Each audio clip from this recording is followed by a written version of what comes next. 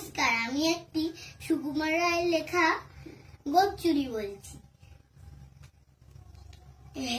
Head অফিসের বড় বাবু, লোকটি বড় শান্ত, তার যে আমার মাথার ব্যামো কেউ কখনো জানতো।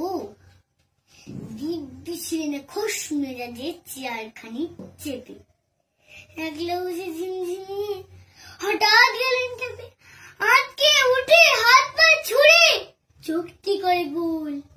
হঠাৎ বলেন, গেলুম গেলুম আমায় ধরে দোষ। তাই শুনে কেউ বুদ্ধি ডাকে, কেউ আগে পুলিশ, কেউ বলে কামড়ে দেবে, সাবধানেতে তুলিস। ব্যস্ত সবাই বাবু হাঁকেন, ওরে